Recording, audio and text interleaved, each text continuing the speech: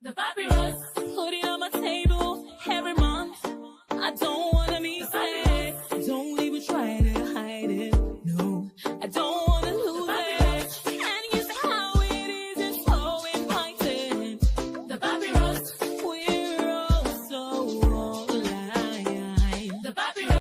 Nigerian News Digest, June 11th, 2025. Peter Obi criticizes Tinubu's haphazard policy implementation. NLC slams federal government over token payment of wage arrears, demands full minimum wage compliance. EFCC chair reveals use of recovered funds. Masop urges Tinubu to release Nnamdi Kanu as Democracy Day gesture. Rivers State residents overwhelmingly reject emergency rule. New CJID survey reveals. PDP split deepens over 2027 zoning push.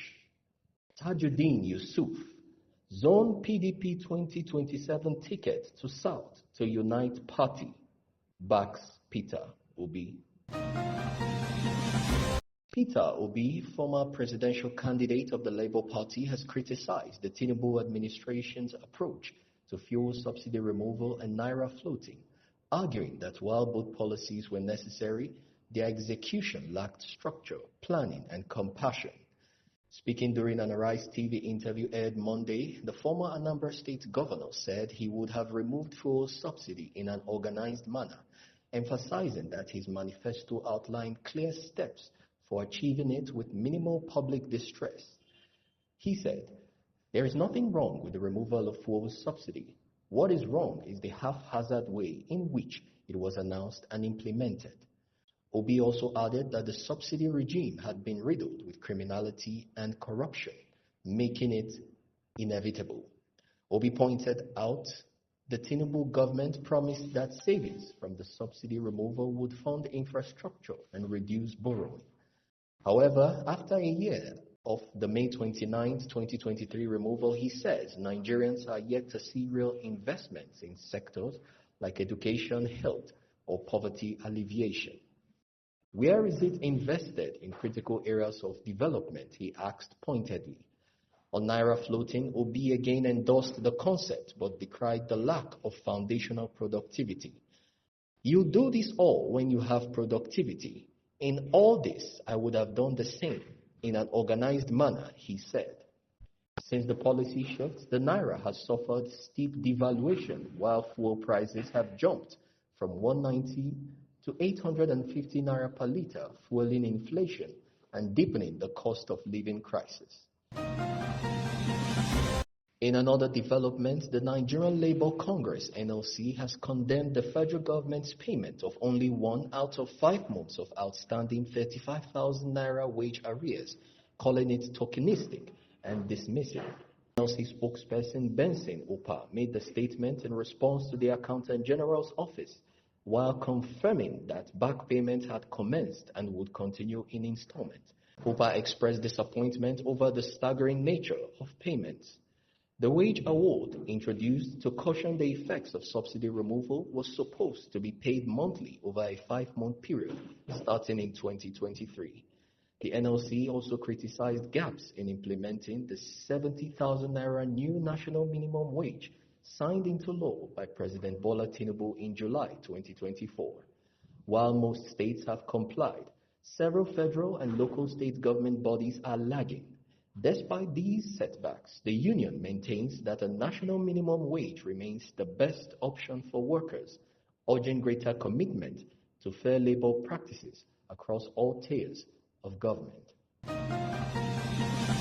And now talking financial matters, EFCC Chairman Ola Olukoyede has revealed that the anti-graft agency's recovered funds were used to launch key social intervention schemes, including the Nigerian Education Loan Fund (NEL Fund) and the Nigerian Consumer Credit Corporation (Credicorp).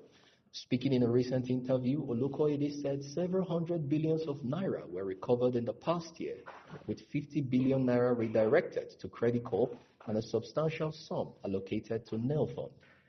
Over 200,000 students have benefited from NEL Fund since its inception, which was made possible by EFCC asset recoveries. Credit Corps, on the other hand, now provides low-interest loans to civil servants to help improve their standards of living. Olukoyede argued that enhancing access to credit could reduce the pressure on public workers to engage in corrupt practices. In another development, the movement for the actualization of the sovereign state of Biafra, MASOB, has called on President Bola Tinubu to release IPOB leader Nnamdi Kanu as a symbolic act of national healing on June 12th, Nigeria's Democracy Day. MASOB leader Comrade Uchenna Madu said Kanu's release would be a profound gesture of reconciliation and a milestone in Tinubu's presidency.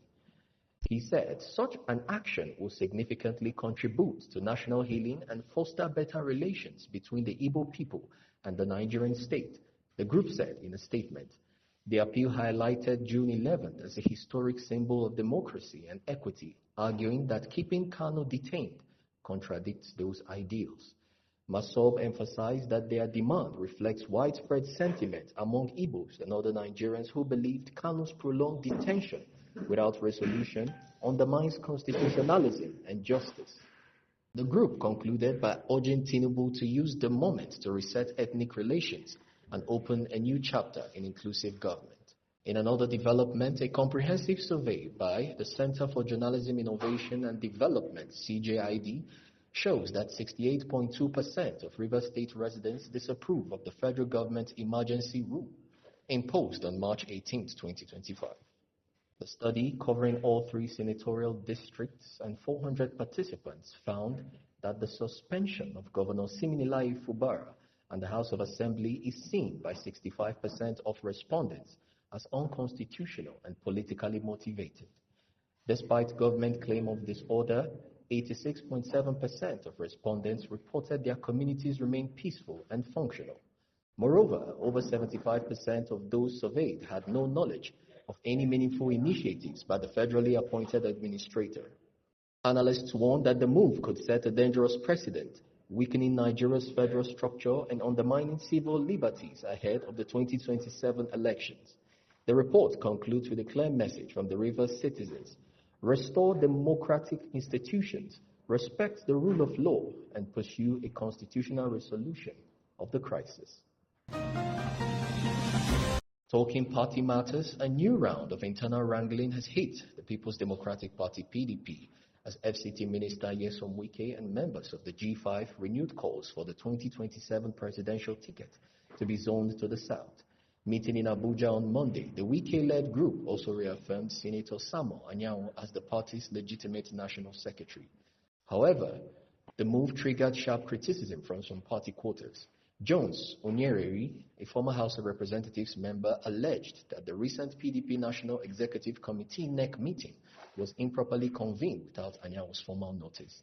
He accused the party of violating internal procedures and supported the call for southern zoning. In talking matters from the National Assembly, former House of Representatives member Tajuddin Yusuf has urged the People's Democratic Party (PDP) to zone its 2027 presidential tickets to the south, arguing that the move could restore unity and possibly win back Labour Party's Peter Obi. Yusuf said the zoning debate is not just about equity but political survival. Zone to the south and see what will happen, he warned. But if we continue to progress in error, we are postponing doomsday. Yusuf suggested that Obi might have stayed in PDP if the 2023 ticket had been zoned to the south. If today the PDP ticket is zoned to the south, I have a conviction Peter Obi will be more comfortable coming to PDP, he said. The remark adds a new dimension to the party's internal power struggle, with the South pressing for its turn and the party leadership balancing the ambitions of entrenched northern and southern blocs ahead of 2027. The papyrus, putting on my table every month. I don't wanna be sad, don't leave a trace.